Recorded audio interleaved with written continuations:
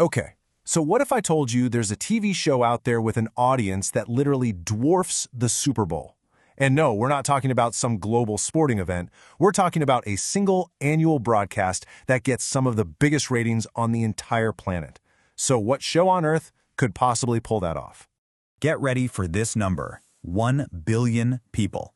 That's the estimate. A billion sets of eyes all tuned in to the same event at the exact same time. The scale is it's almost impossible to wrap your head around. But, this story isn't just about some crazy statistic. It's about what that number really means. And this quote just nails it. To call this just a TV show would be, well, the understatement of the century. So if it's not just television, then what is this global phenomenon that brings a billion people to a standstill? All right, we're talking about the Spring Festival Gala. It's this massive annual broadcast that has become the beating heart of Chinese New Year's Eve. And it is so much more than just entertainment. It's a huge cultural event that's creating a shared memory for an entire nation, all happening in real time. The best way to think about it is like a giant live cultural touchstone for the whole country. For families all over China and even for those living abroad, this is not just something you have on in the background. No way. It's a core part of the New Year's Eve tradition. It's this special moment that connects everyone, from kids to grandparents, because they're all watching the exact same thing unfold at the exact same time. So who exactly is watching? Who are these billion people? Well, it's this incredible mix. You've got whole families packed into the living room celebrating the most important night of the year. Then you have the younger crowd who are totally drawn in by all the cool, modern, techie stuff in the show. For Chinese people living abroad, it's this really powerful, almost emotional connection to home. What's so brilliant about it is that it acts like this cultural bridge, connecting grandparents all the way down to Gen Alpha. Okay, so you'd probably assume a show this huge is just broadcast from one giant studio, right? Maybe in Beijing? But nope. The Gala does something way more ambitious. It basically turns the entire country into its stage, going way beyond the main studio. So this year, they've got 4 different sub-venues, and each one brings its own unique flavor. You've got Harbin, which is all about these insane ice and snow sculptures mixed with super advanced tech. Then there's Yiwu, the world's biggest market for small goods, suddenly getting this massive spotlight. Half-Fight is this cool blend of ancient opera and cutting-edge science. And Enbin is showing off its famous liquor industry right next to its new role as the capital of power batteries. It's like you're getting a live tour of the entire country in just a few hours. But here's the thing. This show isn't just stuck in the past, celebrating tradition. Not at all. Over the last few years, it's turned into this incredible showcase for technological ambition. Seriously. It's not just looking back. It's actively defining what the future of live entertainment is going to look like.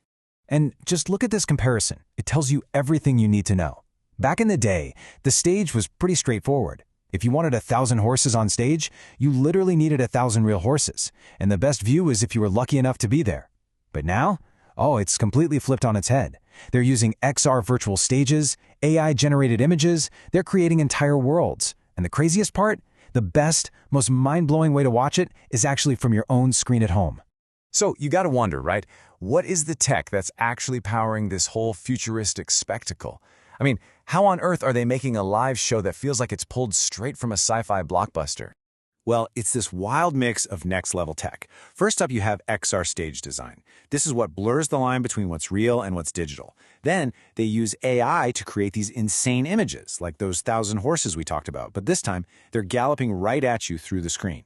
And this is the really wild part, they've got actual humanoid robots performing live on stage. And last year, those robots, they were the talk of the town. Seriously, everyone was talking about the dancing robots. It wasn't just some cheap gimmick. It was this genuine viral moment where art and tech just perfectly came together and people absolutely loved it. So of course, the pressure is on for this year. Like this quote says, they have to up the game. And people are already guessing what's next. Are we going to see robot backflips? Will they be interacting with the singers and dancers? I guess we're all just going to have to tune in and see for ourselves. But the show's ambition is even bigger than all the amazing tech and spectacle. It has this deeper mission to take this national celebration and turn it into a global invitation that absolutely everyone can be a part of. And when I say global, I mean global. We're talking over 3,300 media outlets pushing this thing out to more than 200 countries and regions. Plus, they've got versions in English, Spanish, French, Arabic, and Russian. The message is pretty clear. It doesn't matter where you are on the planet, you can watch. But here's what's really, really cool. This whole idea of making it accessible isn't just about what country you're in. It's about making sure that every single person, no matter their physical ability, can fully participate and enjoy the celebration. And they're doing some amazing things to make that happen. There's a whole separate broadcast with full sign language interpretation, and for the visually impaired, there's an enhanced audio description track. It narrates everything: the costumes, the scene changes, the lighting effects. It's a huge, incredible effort to make this a celebration that's truly barrier-free for all. So all of this leaves us with a pretty big question to think about. When you see one show connect 1 billion people using a mix of tradition, jaw-dropping technology, and real inclusion, what does that tell us about the future of our own big cultural events? It really shows you what's possible. Thanks for watching.